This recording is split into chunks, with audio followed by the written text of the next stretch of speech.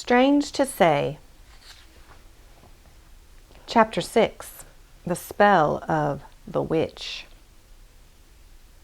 Rip the little raccoon looked down from the tree in which he had landed. He said to himself, "How lucky I am! This big forest will be a real picnic ground for me." Then he came down the tree and began to look for food, but he could not find any bird eggs. He could not find a field mouse. He could not find any wild berries. At last he decided to look for some animal that lived in the forest and ask where he could find something to eat. After some time, Rip saw some birds in a tree. They sat very still and sang no songs. "Hello," Rip called to them. "Why are you not singing?" "We are not happy," replied the birds. "We have nothing to sing about." "Oh, that is too bad," said Rip. Then he asked, "Can you tell me where I can find a field mouse?" "No," said the birds. "We can tell you only that you will find nothing good in this forest." Then they put their heads under their wings as if they did not want to talk any more. Rip ran on through the dark forest. Soon he found a deer standing under a tree. He called to the deer, "Good morning. Can you tell me where I can find a good fish?"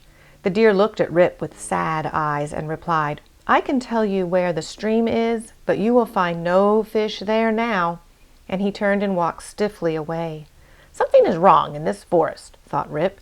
"I can find no food. The birds do not sing. The deer is sad and walks as if he is hurt. What can the trouble be?" At last the little raccoon found a brown bear lying in a hole in a tree. "Mr. Bear, please tell me where you find your food," he called. "I can find no eggs, no field mice, and no fish. I like the same foods that you like. Where do you look for food?" The bear stared at Rip and said, "Where did you come from?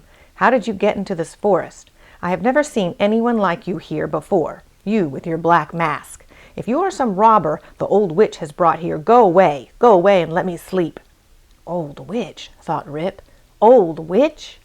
Then the little raccoon became very excited. He crept close to the bear and said in a whisper, "I know nothing about the old witch. I was thrown down here by Grimmy the Gremlin. I do not know where I am. I do not know why the birds do not sing. I do not know why the deer seems so sad. Please tell me what is wrong here. Tell me about the old witch." "I see that you are a stranger," said the bear. "You do not know about our trouble. I shall tell you, and then you must go away at once. If you stay here, you too will become under the spell of the witch."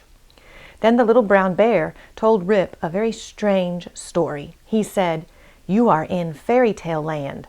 This was once the happiest forest in the world. The deer ran and played in the deep woods. The many songbirds filled the woodland with their songs.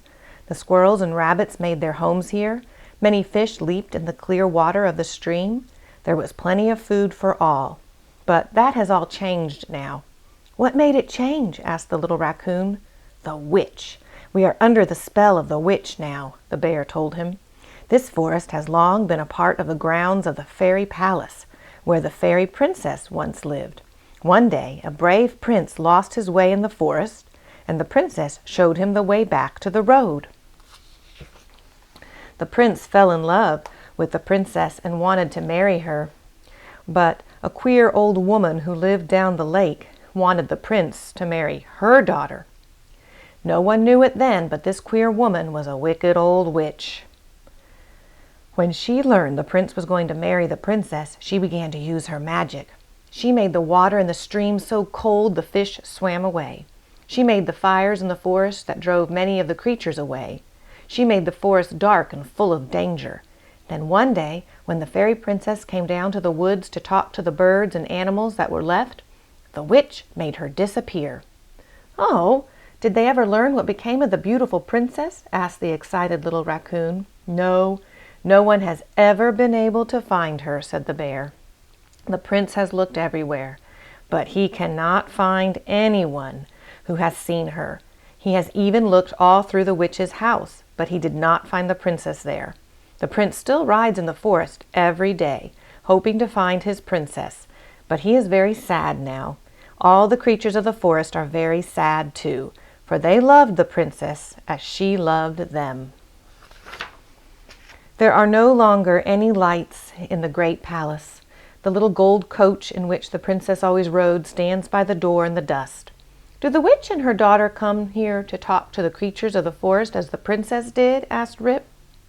Oh no, replied the bear. They do not like the creatures of the forest. They throw stones at us, and if any animal goes near their home, the witch puts it under a spell and makes it cry with pain. When the deer looked into the window of the witch's house one day, she put him under a spell.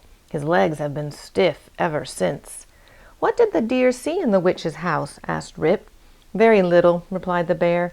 They have no friends, and the only pet they have is an ugly green frog. They are so wicked that they will not even let the poor frog hop outside and play in the water. The little raccoon thought for a moment and then said, A green frog! A green frog would make a good dinner for me. I think I will go to the witch's house and catch that frog. Oh no, cried the bear. You must not go near the witch's house. She will hurt you, or perhaps she will kill you or make you disappear. You must leave this dark woodland at once. Run through the woods to the right of us, and you will come to a road that will take you out of this bewitched land. But Rip did not go to the right. Even though the bear had told him not to go to the witch's house, he turned to the left and ran out of sight in the dark woods. After some time, the little raccoon came to a lake. He stopped to look for a fish or a frog, but there was not a fish or a frog in the lake. Soon he saw a little house almost hidden by the dark trees. Rip had never seen a witch or a witch's house. He wondered if the witch looked anything like Grimmy, the little goblin. He crept to the door of the strange little house and tried to open it. Who is there? I heard someone at my door, cried a loud voice as the door flew open. There in the door stood the old witch, looking all around. She did not look like a mischievous gremlin, and she did not look at all friendly. The frightened little raccoon lay very still in the woodpile until she closed the door. When all was quiet again inside the witch's house, the little raccoon crept up to the window. Someone is at the window, cried the witch's daughter. In a moment, the witch and her daughter ran out of the house and into the yard, closing the door behind them. While they looked all around the yard, Rip climbed a tree and leaped onto the roof. Just as Rip climbed to the top of the chimney, the witch heard the noise and looked up. When she saw Rip's black mask, she cried, It's a robber! A robber in a black mask is on our chimney top. Come down, you robber. When you come to a witch's house, you get more than you are looking for. Ha, ha, ha! I know what I will do to you. I'll change you into a snail.